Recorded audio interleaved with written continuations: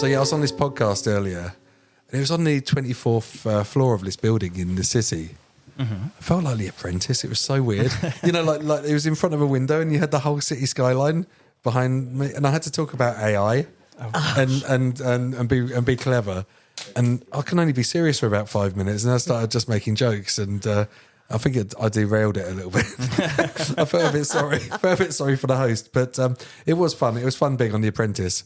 Wow. Yeah, I mean, it wasn't The Apprentice. You know what I mean. I did feel like Lord Sugar, just for a moment. Just for a moment. I'm gonna have to do the intro. Right, go for it. Right. Now. Your turn. Well, yeah, you've done one out of 20. I've done one out of how You've many? done 1 out of 28. Sangeeta will never do the intro. It's like my wife will never phone up a takeaway. So I have to do this, right? Welcome back to Are You Creative? The podcast about creativity in Essex, from Essex, around Essex. No, not around Essex, not Suffolk, Essex, only Essex. I'm so-called creative expert Nick Hearn, and I'm here with Sangeeta Mitra from Mitra. New Generation Development Agency. Exactly. And I'm not a creative Novice. Probably I reckon 28.3% creative. I'll get in there. Yeah? I'll get in there. Okay, yeah, I'm 100 always. Well, always. Always. Can't switch me off. And we've got another amazing guest here who has travelled from the borders of Essex, I believe. Oh. It depends who you ask, isn't it? Have you travelled from the borders of Essex? Yes, from the Dage. From the Dagenham. Dagenham. Yes. Oh, Dagenham. The east of Dage.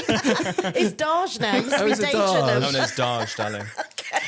Is London trying to swallow up the Dage, or is it?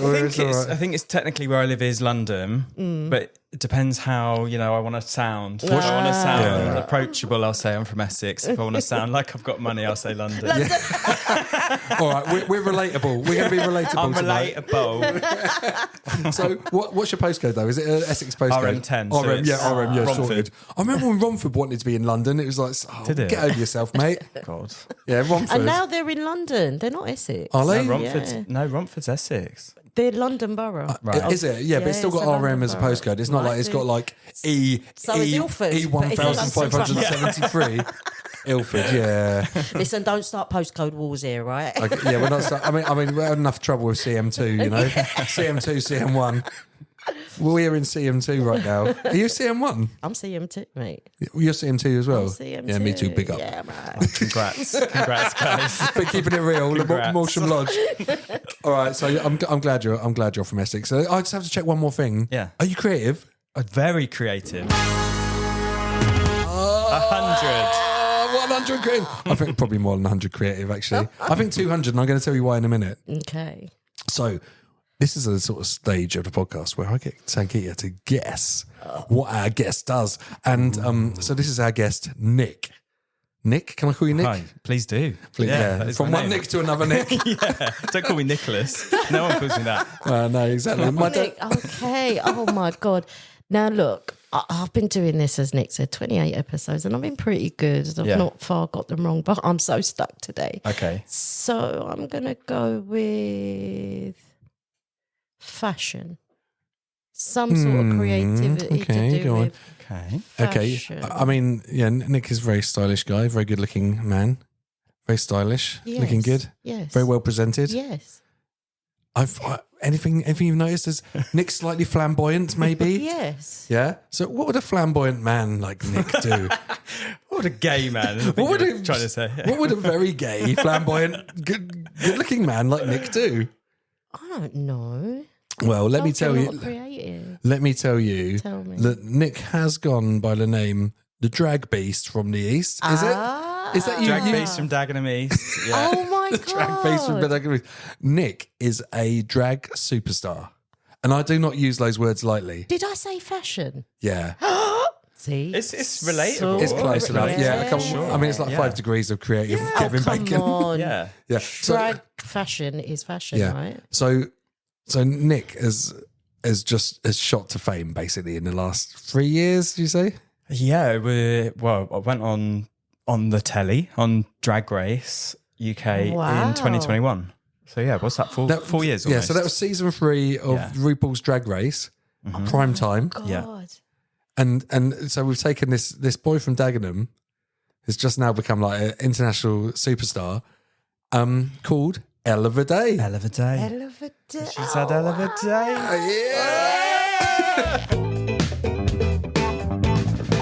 I love it. I mean, and that is such a wicked, like Essex sort of name as well, isn't Ella it? Vaday. Ella Vaday. I love that. That's amazing. Exactly. So I'm going to show you some photos later, and you are not going to believe it because Ella Vaday is so hot. Oh, stop it, Nick.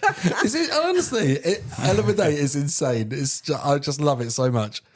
I called it it. I mean, it as a You can call it whatever. You can say oi. I'll respond to oi. I don't want to be rude about it, but this is what I didn't know. I didn't know whether to talk to you about, refer to you as Nick or Ella.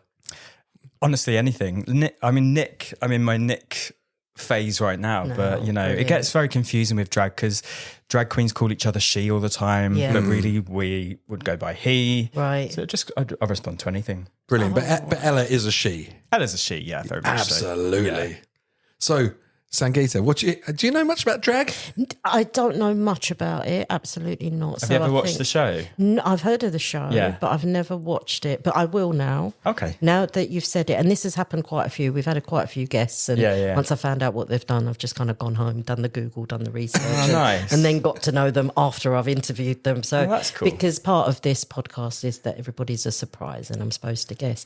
So with that, now I want to go into the first question of what got you into this type of creative? Well, I worked in... Have you always been a creative? I went to train the musical theatre when I was 16. So I grew up... I was born in Thurrock, so I'm a proper Essex boy. So you are Essex. But I grew up in Suffolk because my family moved us away from Grays and they wanted us to sort of be nearer to where my dad worked in Stowmarket. I went to college when I was 16 to study musical theatre and dance, and so I sort of did that until lockdown, basically. So I worked in... I was in Wicked in the West End for 4 contracts, did Book of Mormon, did all sorts of musical theatre and shows. Hang on, I've got a list here actually. Have you? You were in Cats as well. Cats, did that in Cyprus. Yeah. And in Fame as well. Fame, yeah. I mean, all you need is Starlight Express and you've completed it. I know. I never got through for that one. It's fantastic though.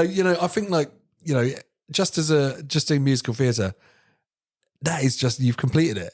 Yeah, it's so amazing. It was great, and it allowed me to save money to buy a house in Dagenham. So we used to live I moved from Angel to Dagenham, which was quite a different, vibe.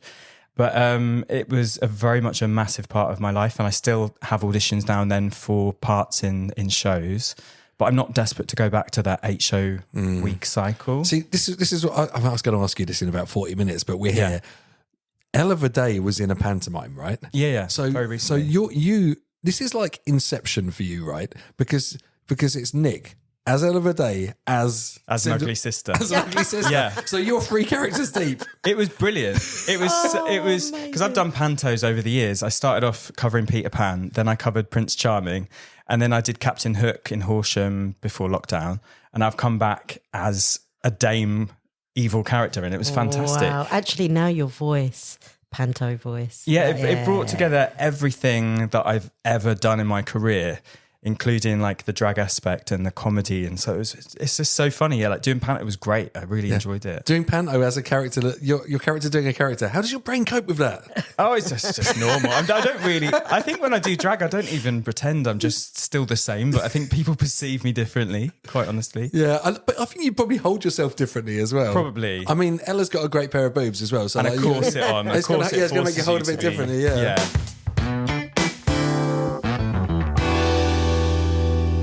Yeah, but I think internally I don't really feel that different. But I think you perceive me differently. So I'd kind of feel different because I know that you're looking at me differently. If that makes any sense whatsoever. I guess, when you see a lot of drag acts, you've got a lot more permission to be cheeky with the crowd as well. Oh, yeah. Because actually, it's when you've got a mask on or you're playing a different character, you're not worried about them hating you as a person. It's like if they don't like your character or whatever, or they get offended. Yeah. They're not offended by Nick. That's like my whole career. I've always pretended to be someone else, and I'm still doing it now when I do drag. I'm still essentially putting on this massive mask. Now, instead of just having a character, but still looking the same, I now transform my whole body.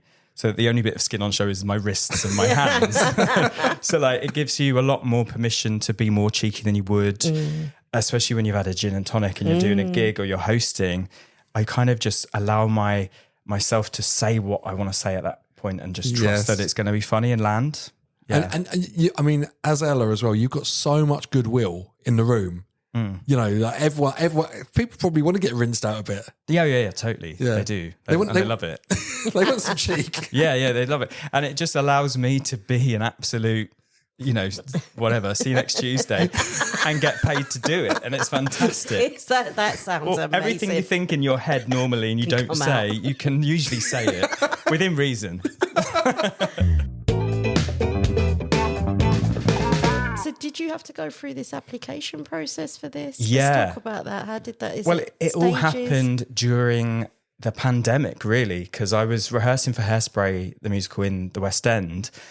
We did 2 days of rehearsals and that came to an end because of the pandemic. Oh, no. The next week I was working in Morrisons up the road from me in Dagenham, stacking the shelves. I did 15 hours a week, hated it so much. Wow. So all I did was kind of work at home and practice makeup and create a bit of an online following or whatever. Was that, but I mean, we're talking about Ella here, right? Yeah. Was Ella already in the world at that point? Yeah, she'd started beginning of 2019 in between musical theatre jobs. I had no job when I left Mormon.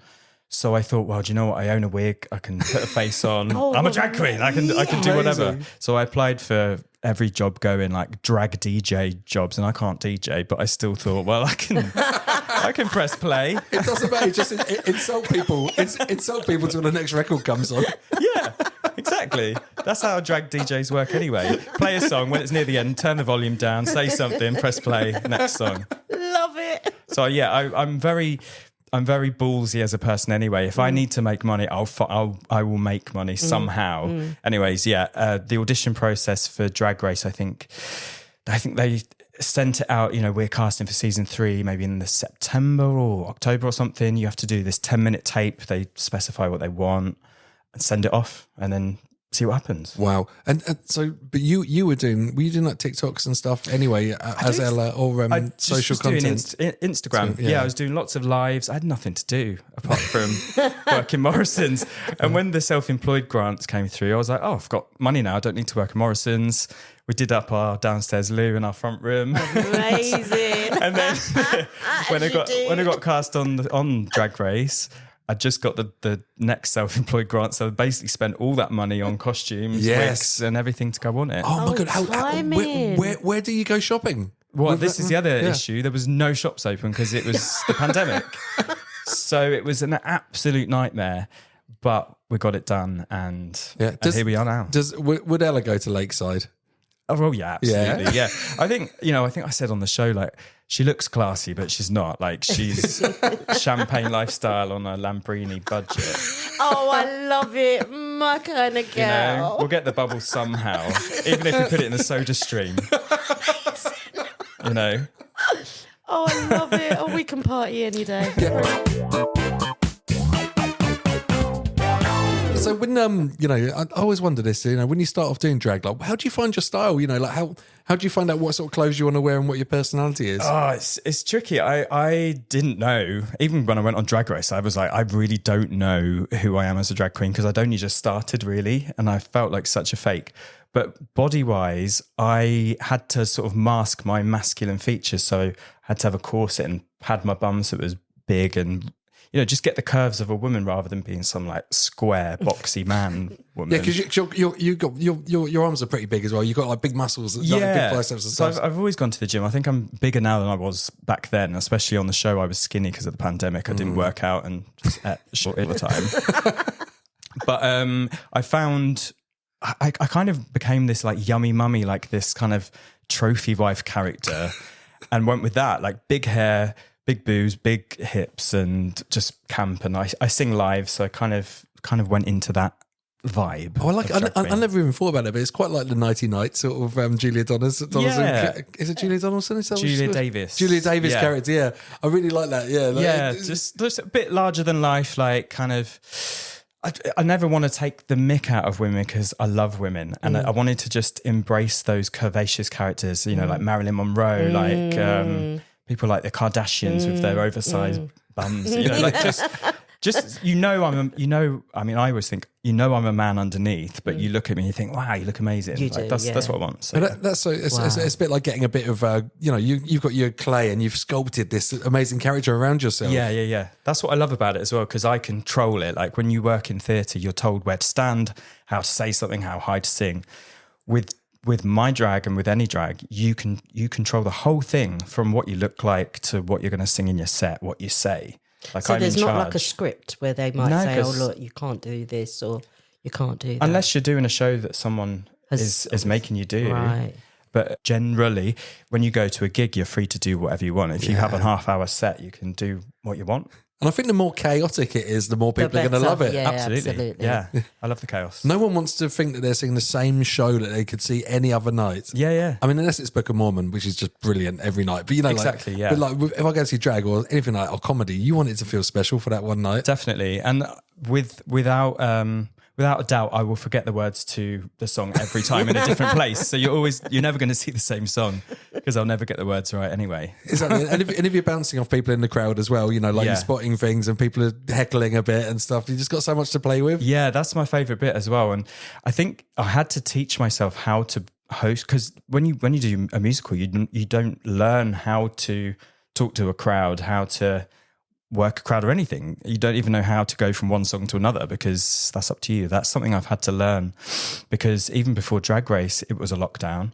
And so I didn't really have many gigs to go and practice. I think I'd done one solo gig during the pandemic to about 12 people in a pub in central London. And then suddenly I was on Drag Race and winning all these challenges of things I'd never done.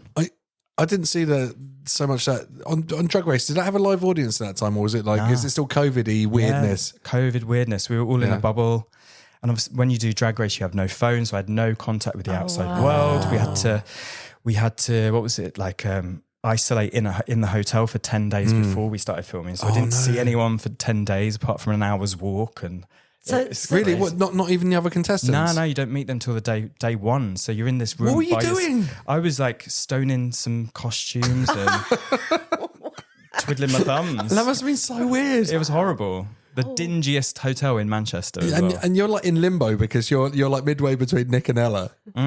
Yeah, it was horrible. And I think you also have the nerves build up. You've got 10 days until it starts, and then you don't know what to expect. You're going to meet all these people. You're going to be in a room with 12 drag queens who are all fighting for attention. You're going to be surrounded by camera crew, lights, RuPaul, everyone is. I mean, RuPaul anyway is just such a mega deal. Yeah, exactly. Yeah. I mean, RuPaul has been so famous for so long. Mm-hmm. Yeah, absolutely. It's unbelievable. RuPaul, What a global phenomenon. Phenomenon. Phenomenon. Yeah, you know what I mean. Yeah. Phenomenon. But, it's unbelievable. And I think even the fact when Drag Race UK started, it was like, what? Surely RuPaul's not going to come for this. Yeah, well, thank God he did, because I think it's always best when RuPaul does the series. You know, he did the American one, obviously, from the get-go. I don't even know when that one started, but I've watched it pretty much since the beginning. That's why I got into it, because I just enjoyed watching it. And then he started doing the Australian one. He doesn't do that anymore. So he just does the US and UK now. Amazing. So it's very special to have him. And was Bimini, was that season 1? 2. Season so that 2? was the big one during the pandemic. I mean, I remember the first time Bimini came out, and it's just like, there's the winner. Yeah. This is just a done deal. There's the finished article. Yeah, well, theirs was so unique because they had that massive break, didn't they, during filming because of the pandemic. So they had about, I don't know how many months, maybe 7 or 8 months off. Right. So they were able to go away, take their costumes home, redo them, having seen their competition. So in a way, they were quite jammy, because we didn't get a chance. When we turned up with all of our stuff, that's it. That's all you've got. That's what I think. That's what I thought, because like, Bimini just looked like Vivienne Westwood, like it's just like, oh my, that is just totally unique. What a style! Yeah, she is unique. And I think that's what's great about Ella. Coming with this milfy, milfy, unapologetically milfy. It's so good. Carving out your niche as well, and sort of deciding what you represent and what you stand for and what your comedy is. Yeah, definitely. I think it's being different to everyone else, and I knew I had that when I auditioned for it, because I had a good career before I even applied for it. Whereas some people, like, that is the pinnacle, like the thing that they aim for. Whereas I'd already worked in West End and stuff for maybe 12, 13 years at that point. Bought a house, dog, boyfriend of loads of years. I think that's so. But if you look at something like Book of Mormon, right, which I've seen, and I think everyone should see this. I must bring the house down every night. Like everyone was just in hysterics in the whole crowd, but it's such a tight show. Yeah, you can imagine. Like I can imagine there's a director there, like and scrutinizing everything, but. That's like going to boot camp, right? For like performance. Yeah. And also like comedy is so specific. To get things to land, you have to have the build up. Like that's what, on Panto, I was working with an amazing guy called Harry, who's about 10 years younger than me. And he'd never done Panto before. And so we worked so well together because for a joke to land, you have to have the build. So we took it in turns almost, like to build the joke, to get the punchline, because it has to have the right timing, and stuff like Book of Mormon definitely helped with that sort of thing. But I've always had that natural timing anyway. I've always been very, very dry and sarcastic, even from about 10 years old. My teacher used to tell me off for smirking at her when I was in year 5. I don't know how old I would have been in year 5, but she was like, "Nicholas, please stop smirking at me." I don't know what I was doing. I must have just been like looking really smarmy. Yeah, little sassy looks. Yeah, come on then, teach me. As a young boy, like I was reading some interviews and stuff earlier. You're saying like you were really into dance and stuff and performance anyway, even super young. What age were you when you sort of started doing this stuff? I think I was about 5 when I started tap dancing, because I used to wiggle my feet around. My nan always danced and my mum danced when she was a kid. So I used to go and we used to watch my nan tap dance in her shows. And I guess that's probably what got me into it. And I used to bug my mum, like, "Please, can I go dancing, please?" And then when she said yeah, then I was like, "Oh, no." And then I dragged my brother along, because I said I'd only do it if my brother Scott, who's 15 months younger, would come. So yeah, started quite early. So you were tap dancing with a 3-year-old brother? Yeah, he was really young. He was dragged along too. So cute. Yeah, and then I kind of gave up along the way because, dancing as a boy was not a good thing to do when you were younger. And I think it's better now. No, well, this is what I was wondering, because I was trying to get my 13-year-old to go dancing, and he feels like it still feels really stigmatized, it's not for boys, even though he's got like the jazziest limbs and he's like dancing all around the house the whole time. But don't you think having people like Ashley Banjo and that amazing dance group, I forgot what they're called. Diversity, that's it. Having them, who are an amazing Essex-based dance group, I would like to think that they're inspiring the youth to get into dance and show that it's cool. And I think like TikTok does as well. So I think, I'm sure like when they're a bit older and they can get on those platforms. We've got a group here called Bam Bam Boogies, which he used to go to, like this little street dance gang. It's so cool. Like, so cute seeing them like practice their street dance moves and their break dancing. But then I think he got a bit self-conscious when he got a bit older. I think the thing with dance, it teaches you so much about life you don't actually realize until you're older. It teaches you to be strict and to practice and to listen and to learn, and that's something you can't teach a kid if they're not actively doing something. And that's what I worry about with kids these days. They've got their thumbs going all the time on phones and tablets. They're not doing something that's active and actually teaching them and making them be strict. Like my teacher, before I went to college at 16, my teacher was a demon. I used to go home crying because she was so strict with me, but it set me up for college. It set me up for life. So thank God. Yeah, we had a guest, and he was a stuntman, Andy Pilgrim, and he came up from North Essex Gymnastic Club, where they would take, from 6 or 7, where they're learning gymnastics. It's the same thing. It's that discipline. Yeah, that's it. And craft. And then, look where you are now, Drag Race. Andy's in Mission Impossible and doing in Harry Potter films and stuff like that. But it's that discipline from an early age, and it's starting to learn it. I don't think you probably could learn it when you're older, but it's harder. It's a lot harder, yeah. I think discipline, I think, is the key word. It's having the discipline to just listen to your teacher and just practice it and look in the mirror and be like, "Oh no, I'm doing it wrong." And it teaches you a lot about life. Everyone's looking for, I think I see it with my kids, everyone's looking for hacks, the shortcut. What's the quick way? What's the quick way to learn tap dancing? Everyone wants the Matrix where you can go, "Teach me tap dancing," and it just goes into your brain. I mean, we do as well, don't we? I want to lose this bit of my belly fat today. Now, what can I take? I think that's why Ozempic is such a problem, because people can instantly lose so much weight. But anyway, that's a different podcast. Can you get Ozempic for playing guitar? Because I want that. But I think it's now in society, hard work should be celebrated and practice and stuff. To see that, overnight successes aren't an overnight success. You know, you didn't just step up to Drag Race. Nah. You know, you've got 13 years of hard discipline on stage for performance and not only that, all the jobs in between the jobs and all of the disappointments and all the rejections, because it's not every job I've got that I've gone for. For every job I've got, I've probably gone for 15 auditions and not got the job. Yes. So you have to learn very quickly that you're not right for every job. Yeah. People don't like you. Yeah. And that's okay. And that's okay. And that's okay. Yeah. And that's what you learn as you get older, isn't it? Yeah, absolutely. Not everyone's going to like you. Yeah. But also, you know, it's so I do casting sometimes, and it's so difficult. Like, you might see 20 people, and you're like, I've got to really disappoint 19 people here, and actually, everyone is like 99 or 100. Yeah. It's so hard to choose, and I know it must feel like, oh, it's brilliant at that audition. I got but you soon learn, and I always think I do the audition, I put in as much as I can or can be bothered. If I'm not bothered, sometimes it's the ones you can't be bothered with that you get cast in because you didn't really care too much in the audition. And then you're like, oh, okay, I'll do it then. But If I must. And I think as you get older, you care less. So you still put in enough, but so much that you're like, the next day you just forget about it. And then if the offer comes in, it comes in. I love that. That's such a great attitude to life. It's the same, like, if you want to go out and like chat someone up or whatever, like, when you don't care, oh yeah, you're like the sexiest person there, you know. It's like, exactly. And same with job interviews, anything in life. Yeah. Just think if someone says no, it doesn't matter. It's all right. And you lose the nerves as well. I remember when I first would audition, I'd be so nervous, and they'd say like, oh, what are you singing? I'd be like, oh, I've got this. But now, like nowadays, I'd go in and be like, you all right? How's your day? You know, talk about life a bit, and then they get to know you. I think a choreographer said to me, like, because he was in the room, and he was like, you need to get your personality across straight away. So it's like, I don't know if you need to trip through the doorway and make a joke.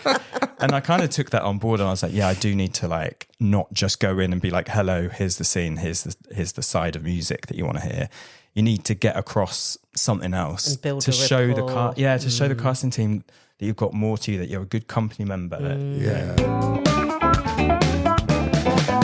I look for people that are low maintenance as well, quite a lot. And, you know, if somebody's just cool and they just come in and tell you something funny that happened to them on the way there. And you can only get that sort of low maintenance vibes from having done everything. And I feel I'm so low maintenance. I'll turn up, I'll do the job that you want me to do, and I'll go home. Yeah. And I think that's through, you know, spending hours selling perfume in Harrods to doing some costume work dressed as a pig walking around London. I've literally done so much random stuff. Yeah. The other day I was stuck to a billboard in Shepherd's Bush. I was going to ask you about this. What was that all about? It was for NYX Cosmetics, and I was hoisted up to this billboard, and I had to pretend I was stuck to it, and it was freezing cold. It was like 2 degrees, fully in drag. But you're facing the billboard as well. It's like everyone's just looking at your bum. Oh my God. They can't even tell it's Ella. So I'm still doing these random jobs, and I love it. But this was a job for Ella. Has she got a separate bank account? No, it's all in one. It's all in one. It's all in one. Can you imagine Ella starts getting What's hers sassy? is mine. Hey, Nick, stop spending my money. This is mine for rhinestones. Yeah. Oh yeah, That's my diamonds.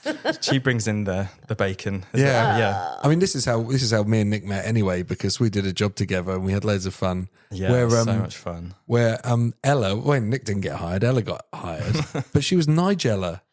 Oh, Nigella Lawson. Nigella Lawson, and I've got to say, look, this is the recent one. Ella Vaday is better Nigella than Nigella, I would say. I remember you saying actually. My God. Yeah, I remember it's so you coming fun. back Such saying a it was funny fun. day doing some silly cooking stuff and some looks to camera and just playing, you know, like how Nigella can't say microwave. I was at DragCon the other week, and everyone said how much they just loved that Domino's advert that we did. Oh, it's so good. They loved it. But this is the mad thing, because the reason why we got Nick on that as well is because of Drag Race and in Snatch Game on Drag Race, you were Nigella. Yeah. And you said like at the last minute they'd changed you from Mystic Meg to Nigella. Yeah, so it was a walkthrough with RuPaul.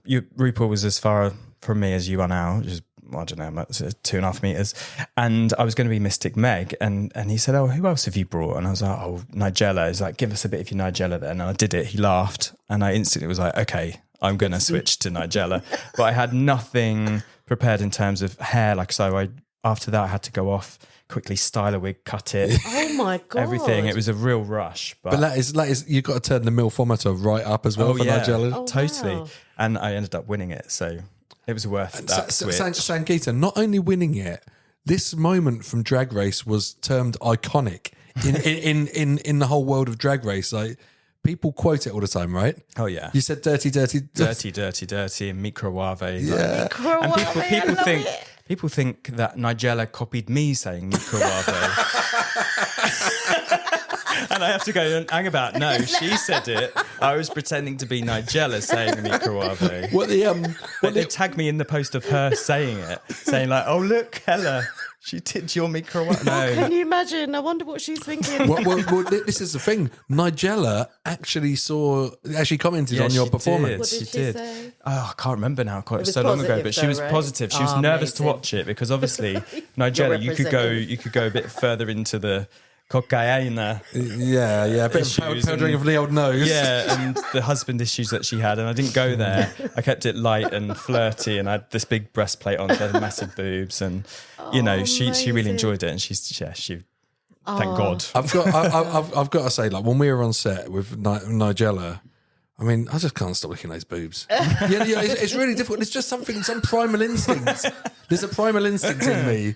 Like, I was just like, I'm like, they're tissue paper. Yeah, there's just a padded bra. Literally, It's just a padded bra. all it was. But there's just some mad primal instinct. It's just like, oh, look, there's Nigella. And I think because I'm just like this heightened version Exactly. of I'm this big, tall man in a dress with big tits. I think, yeah. I think it's that the movements as well, because like you really swing them around. It's like a big rotation, isn't it, on the boobs? Yeah. So in order, and this could be my ignorance, but in order to be drag, so I'm assuming as a character you need to practice, or does it now really. come natural? Yeah. I've But never. did you have to? You've never. No, had to. I don't practice things. This is the thing that I always struggled with any theatre things. I get so bored of practicing. Right. So with drag, I just kind of go with it. Just I just random. trust my instinct, and I think going back to all the experience I've had in shows, not in shows, I know that I can get through things and I can chat Amazing. rubbish That's when I amazing. need to. I'm very Yeah. good at chatting. Yeah. When I used to sell the perfume, I'd just be talking all sorts, Good all sales sorts rep. of rubbish. I love this. Do you know what? There's going to be like there's going to be an Ella Vaday biopic sometime, right? And we're going to have the selling the perfume. We're going to have Yeah. working in Morrisons. I made a list of all the jobs I'd done the other week because there was this thing on Instagram, and the list was so long. And the guy I was working with at Panto was like, "Do you know what's so nice that you've done Drag Race, you've done all this, but you've also done all of those out of work actor jobs that we're all doing right now." And I said, "Yeah, you never know when you're going to get your break. I just happened to get it during the pandemic." I read that Ella Vaday came from dog walking.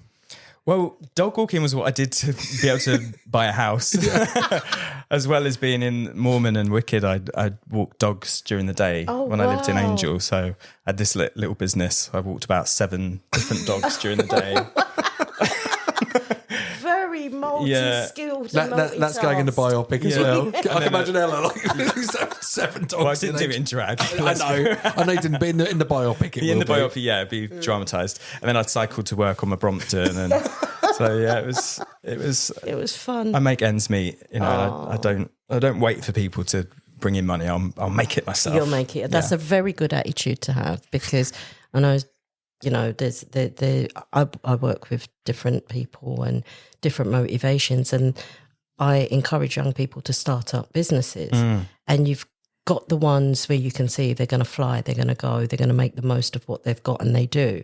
And then you've got the others that kind of just wait, bring it to me, and it's like, no, you need to go get it. Yeah. So that, I guess, especially in like that field, because drag is not really old. I know we've always had people that dress up and things like that, but I guess it's become more and more upfront, especially through programs like Drag Race and things like that. And as much as I've heard of the program, like I said, I've never watched it, but that is going to be my watch this weekend, season 3, because I really want to watch. I don't think it could be much of a bigger cultural force at the Amazing. moment. Yeah. Like, if you see how much the drag scene has popped up Yes. everywhere, Yes, absolutely. as a result, it's sort of had this halo effect. We've got Hot House Drag in Chelmsford. I don't know if you're yeah. aware of that. No. But that's in Hotbox, where John that just left. He has Hot House Drag there. It's buzzing like every month, like popping off. Everyone's loving it. Can't wait for the next one. And it's just all it's towns fun. and cities all It's around the fun. country. It's happening. Yeah, it's become a lot more mainstream. Yeah. Because, you know, if we think 10, maybe a bit more years ago, you just think of a drag queen as someone in some seedy bar telling dirty jokes, and it drag is so much more than that. Absolutely. And going back to what you said about people starting businesses, you know, going on Drag Race doesn't mean I'm guaranteed a career. The work starts when you're on the show, and you have to keep, you know, kicking down doors and making a name for yourself, because every year there's going to be another 12 people that do it. That's right. And right now they're filming season 7, so like 7 times 10 or 12, that's a lot of people. Now Ella, I saw the lineup for DragCon, right? Oh my god, there's a lot of names on that. Yeah, like literally. And I think I saw Ella Vaday down there, maybe like mid-table. And then it just keeps going and the names get smaller and smaller and smaller and smaller and smaller. Yeah. And I know that these drag fans go there for specific, everyone there is popular. And people are going there and they're super buzzed to meet their idols. Yeah, I love DragCon. It's such a unique experience. Like it's hard work for us because we have to go set up the booth and, you know, buy our merch to sell. And I basically spent 9 till 6 p.m. in heels on my feet. Oh, wow. Talking to people. And everyone's got to have a good interaction as well. Yeah, and actually, I really love a good chat anyway. So it's not hard for me. Some people struggle with it and they'll do the very bare minimum. Like almost it'll be like, hello, picture, bye. Whereas I'll have a chat with every single person. And I guess that's why I did it. It's nice to be recognised as someone that they like watching. And you sound like someone who really enjoys it. And I think that's the key. I do. In any profession. I've always been an entertainer and I love to entertain. And even if it's in that like 3 minutes that you're chatting to me at DragCon and I can make you laugh, then that's like, yes, did it. And do you know what, Sangi? Everyone went away. They bought some perfume. They bought loads of Morrisons stuff. dog Let's sign up for the dog walking. But what did you do when you set up your booth? Because I saw a lot of people do like these amazing photo opportunities. You know, they put these amazing backgrounds in. I think I saw that on yours. You had an amazing background. Yeah, I always try and make it nice because you don't want to have some like tatty, ribbony curtains and it look a bit cheap. You know, if someone, because they pay like a minimum to come and meet you and chat and whatever. This year I kind of based it on the outfit I was wearing, so it was kind of pink and cloudy and stars and I don't know.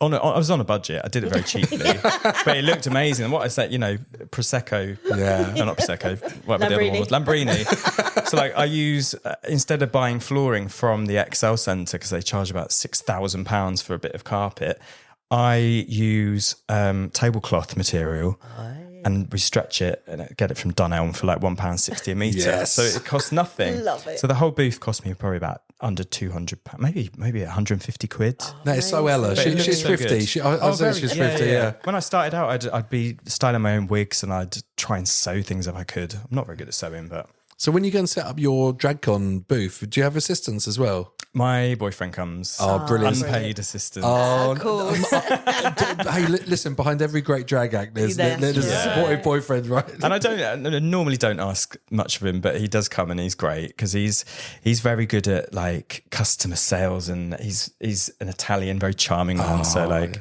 he's got so much more patience than I have. At DragCon, I have lots of patience because I'm there and, you know, I'm not performing, but I just enjoy it.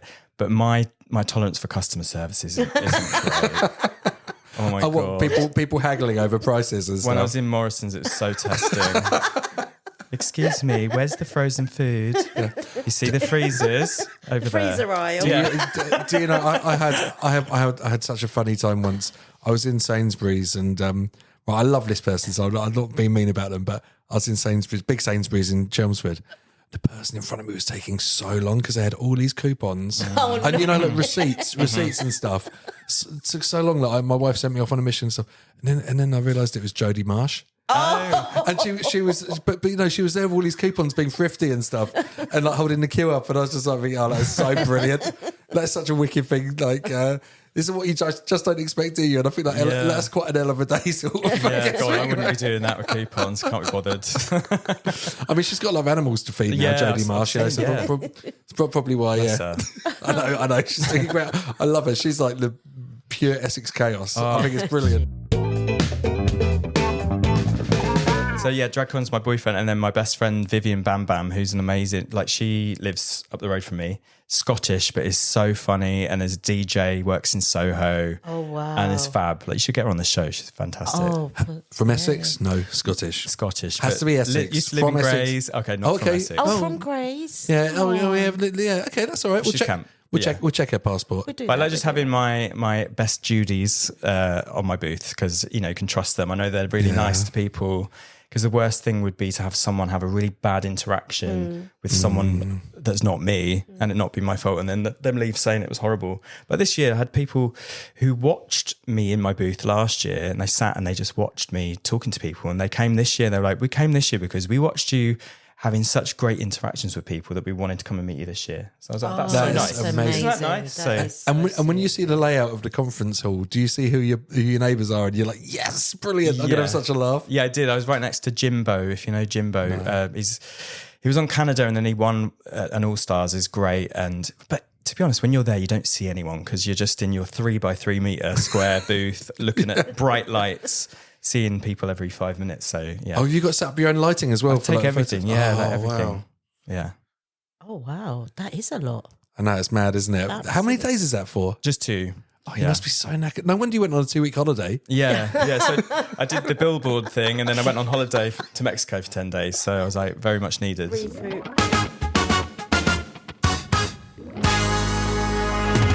Did you get a lot of support from your family and friends when you decided to do kind of drag? Oh yeah. My family don't care. Like, Brilliant. I think my mum, you know, I left home at 16 to go to college, and she didn't really want me to do that, but I was like, I'm going. Like, we had a discussion. I was home to pick up the dog after the holiday the other day, and she was telling me how she wasn't happy for me to go to college at 16, or tried to make me stay for A levels. And I apparently, I can't remember it. I apparently was like, no, I'm going. I won't be happy if I stay here. Well, I don't remember a lot of that sort of time. I think it was very stressful. But yeah, my mum, when you get cast on Drag Race, you're not allowed to tell anyone, which is ridiculous. So I didn't tell my mum for 2 weeks. And I barely spoke to her because I was obviously stressing out about getting everything together, because you have to take 12 runway outfits you have to get together, and all the wigs and everything. I hadn't spoken to her for 2 weeks, and I rang her.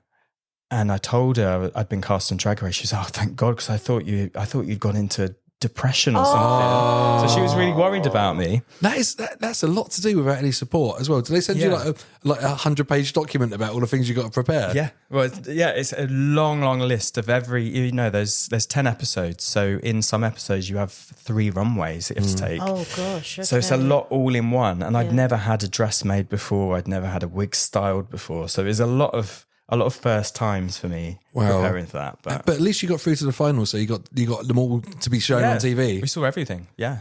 Well, was your I love your galactic gal outfit. Is that from Drag Race, or is that? I saw some photo where you look a bit like Barbarella. And no, that's a post Drag Race thing. Oh my God, that outfit's so good. yeah. There's a lot. Now I look back at it. Obviously, hindsight's a great thing. I would change so much of what I did, but you know, in that moment, that was the best that I could do.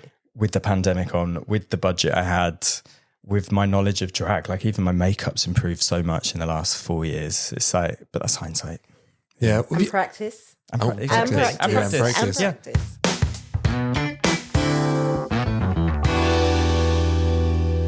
Have you got any sort of tips? You know, because I bet there's so many people just like trying out drag for the first time at home. They're probably a bit nervous about even like, what do you call it? I mean, it's not coming out. Is it your first? What's your first time when you come out as a drag artist? I don't know, but you'd be called a baby queen. Yeah, baby queen. Oh, really? So if someone's, Baby queen. I bet there's so many people at the moment just dressing up and a bit scared about putting themselves out on social media or anything like that. Yeah, well, I was a bit scared when I first started because I, coming from musical theatre land, everyone can be a bit bitchy and try and bring you down for trying to do something different. And so when I started my Instagram, I kept it completely secret from even my best friends. I didn't tell anyone. I just started because I wanted to build a following that wasn't just my friends and be like, hey, friend, come and like my come and like me. Yes, yeah, very needy. Yeah, I wanted to do it because people actually wanted to like my stuff. And so I kept it secret. And I think anyone that wants to try drag, just do it. I mean, start practicing at home. You don't have to post anything. And eventually you'll learn what you want to do. And Halloween's always the best time to start because everyone's dressed up. Yeah. You don't stand out. Good tip. And take your time with it. Yeah. You know, it took me ages to work out what I wanted to do. I knew I was going to sing live because that was always my job anyway. And that made me stand out because not many people want to sing live. But yeah, I think any baby queens just practice and take your time. And is the community really supportive? Because you say like a musical theatre could be a little bit bitchy and people trying to push people down. Yeah, I mean, on the whole, it is. There's always going to be people. You'll be generally like the baby queens will get like welcomed into the scene and like bigged up. And Absolutely, stuff. yeah. And I mean, I don't know. There's usually like lots of competitions that they can enter, or like an open mic night. Oh wow! Or just go to a club in drag and just, you know, feel the fantasy and all that. I never really got to do that because I always worked at night time and I wanted to go home, you know, cycle home, walk the dogs the next day. So I didn't really ever I always wanted to just go to a bar and go out in drag and like feel like camp and silly, but I didn't really get to do that. And then the pandemic hit. So I kind of had done that since. Would you dress, would Ella Vaday go out for, say, dinner? No, just in it's very character? much just, it's definitely just my job. Just It's your my job. my alter ego that I can switch on and I can take it off really quick. Yeah. But I'm very comfortable not in drag as well. I think some people feel more comfortable with that front on, whereas I don't need to. Yeah. Yeah. I don't feel the need. Nick, I've got to ask you about your film that Ella Vaday was in as well, right? Oh, Sumoverhood. Sumoverhood, Yeah. Which is mad because I love Anotherhood. And I haven't actually seen Sumoverhood. When was that out? Was that 2023? Gosh, it would have been probably 2023, yeah. All right, Sangeeta, check this out, right? Check out who's in this film, right? Jennifer Saunders, Lethal Bizzle. Hang on, I've got some other names here. Ed Sheeran, Ella Vaday, and Jeremy Corbyn. Are you for real? How did that work out? I went to a casting. Lots of Drag Race people went to the casting, had to read through the script, and I got cast. So I went and did it, and it was meant to be, the bit that's in the film is shorter than it should have been because they didn't like the interaction with the lead guy with me, and they felt it was a bit weird and that people wouldn't like it. So my part got made smaller, but it was a very cool experience. That's a shame. My first film. Were you any scenes with any of these mega celebs that are on the poster? I was. It's Lethal Bizzle, the rap guy. Yeah, the Bizzle. I love him was in so much. The scene with him. Ow! Yeah, Go on, Sangeeta, you know it, don't you? I don't know who it is. Yeah, so no, I was. he's really funny, but he's really, really funny. But he's brilliant rapper as well. Big guy, isn't he? Yeah. So I was in this scene in a toilet cubicle with Lethal Bizzle and the other two, and I had to like take a gun from one and give it to Lethal Bizzle, and I was like drunk in the toilet, basically. Lethal Bizzle stage dived onto me once at a gig. Did he? In the Astoria, yeah. I went to see Gallows and he came on stage as a guest and he stage dived out and it was like, oh my God, Lethal Bizzle. Ah. It's so funny because I didn't know who he was. He obviously didn't know who I was. So we didn't really have any great chats or anything. No. Like, let's not pretend. Oh God. No selfie time. There's no banter I've got or anything. so much to watch. Watch season 3. Oh, you do? Well, I mean, you got the real deal here. I know. Yeah. I can't watch the whole season. I want to see Ella Vaday. That's what I want to Google right now. Honestly, Sangeeta, when we did this shoot together for Domino's, it was just, I did say it at the time, but it's like one of the best like 4 hours I've ever had because we were just laughing so much. Yeah, it was, And it was much so fun working with, you know, Ella, who you just open to everything and every suggestion and just trying to improv comedy as well. It's so nice. Yeah. Well, I love just being. I think I work best under pressure. I always do as a kid, I did everything last minute. My homework would be done in the morning. I'm on your page. But that's how my brain works, and I have to be under extreme pressure to do my best work. Oh my God. So that's why something like Drag Race really worked for me because I had no choice but to do it. I had to write a comedy script. I had to do, you know, and that's sometimes I struggle with that in real life because sometimes I don't have that extreme pressure, or like I don't want to start creating things because I'm like, oh, I'll never finish it. You know, like everyone's like, you must do a one-woman show. I'm like, well, I'll think about it. So you just want to be on set and someone say, right, we're here for 3 hours. This is what we're going to achieve. Yeah, Let's do I want to it. be hoisted onto a billboard and you tell me what to do, or like you're thrown off a bridge and recite a sonnet or something. You know, that's my vibe. Oh, I love this. Yeah. Honestly, Ella is a legend. I want to make that biopic now. Yeah. Because I saw, Jordan Gray, another brilliant Yes.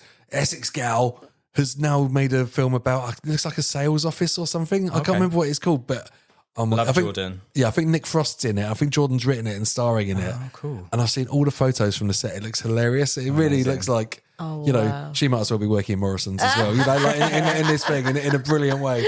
So I can't wait for that. Jordan Gray, another one of my dream guests. Adele might be trying to sort that out. Okay. We'll see. I mean, like Jordan Gray would ever listen to this, but please come on the show. You never know. I know, Come on, Jordan. Yeah, exactly. All right, wicked. So, Gator, amazing. is your mind blown? Absolutely blown. Yeah, I'm out of it right now. Yeah, can you believe? I mean, it's really interesting just talking to Nick, because I think if Ella was here, it would have been chaos as well. And it's just really. I just love Nick's energy. I I know. just really love Nick's energy, thank you.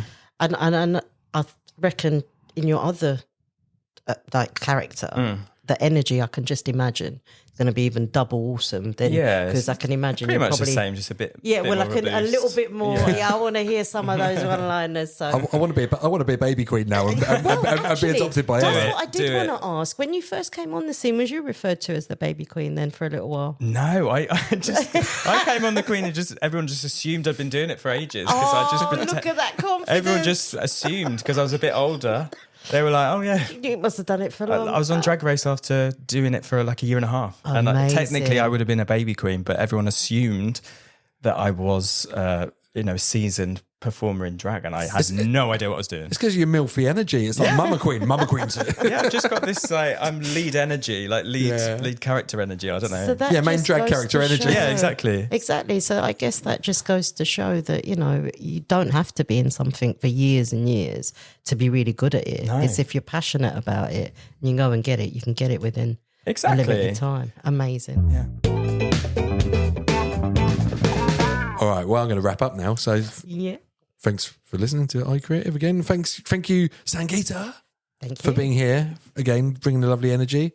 We didn't have so many sob stories this week, so it's like we'll find you some. You didn't give me time. I wanted to get Yeah, to I the know. sob There's stories, lots but of you sob stopped story. me. We'll find you some conflicts next It's got to time. be a part two. Do a part 2. We'll get deep into my sob That's story. we what can I do. want. Oh, That's yeah. Honestly, Sangeeta. Oh, Sangeeta's an energy vampire. Her eyes light up. She gets so I like excited. stories. I like to hear the journey, because for me, I feel that there's going to be people in positions that you might have been when you was 10 and 11. That's why I yeah. asked you, how supportive was your family? Because coming out and those kind of things that not everybody's accepting. So those are the journeys. That's why I yeah. get very Do you serious. want to go All there? right. I mean, No, should it's all I can right. cut We'll it in. leave it for another day. No, but- because honestly, Nick, thanks so much for your time. Oh, you're Yeah, welcome. no, I appreciate No, it. I Do you- love do you- talking do you- about where I've come from to get to where I am, because That's- when when I moved school in year 11 to a different county, so I had to start all of my GCSEs again because my family were breaking up. And then I was auditioning for college to go at 16. I had a lot going on, and I've actually forgotten all of that year and a half. That's why I can't remember my mum saying, I don't want you to go to college, because I can't remember Just kind of anything blocked that it, happened. yeah. I've blocked it all. And it wasn't until I went to college at 16 that my life started, because I was like, I'm surrounded by people that want the same as me. Yeah. And then you get onto the whole like not coming out until I was 20 bit, but that's a whole Oh nother wow, part. we've got to have that. Do you know what? Actually, like if we get to do this live again at Essex Podcast Festival, it'd be so cool if you. Yeah, I mean, totally. do you know what would Hit be me up. better if Ella came? Absolutely, we can do part Yeah. 2. Yeah, with that Ella would And be Vaday. great. because we did it with a live crowd before with the stuntman Andy. Yeah, yeah. And I think if we get that again this summer, I think let's get Ella on. Well, listen, Let's talk my about that. first ever performance as Ella Vaday solo was at Southend Pride in 2019. amazing. So like I'm a proper Essex queen, really. Yes. Yeah. All right, brilliant. Amazing. I've got to say the thank yous. Sorry, I was mid thank you, and then we went I on a know. tangent, Sorry. but I love Tangent. it. No, but this is what we do. This podcast is real chaos, and we don't. When it comes to editing. we're not. Well, no, I'm not. I'll just do it linear. I'm not bothered. It doesn't matter. It's just fun, right? Let the professionals be professional. We're being creative, Yeah. right? Like I say, thank you to Lorca Media again and Adam Whitaker for like letting us use his equipment and setting up the studio. whoop. It's absolutely brilliant. Whoop whoop. Yeah. Amazing studio. Thank you. Yeah, it's so nice being here in the Lorca Media Studios. Who else I got to thank? Not many people today, Not many is it? people. We're kind of independent, yeah. I know. Cool. Can you believe that? I usually have to rattle off a list of about 100 things. Yeah. Not anymore. Well, I will always pick up the NGDA, New Generation Development Agency, and follow us on Instagram at our. Oh, I can't remember. At r.u.creative.podcast. And we're going to go now. So thank you very much, Sangeeta. Thank you. Thank you very much, Nick. And what would Ella say? What would Ella say to say goodbye? Bye. Can you give us a dirty to go out? Dirty. Thank you, guys. I loved it.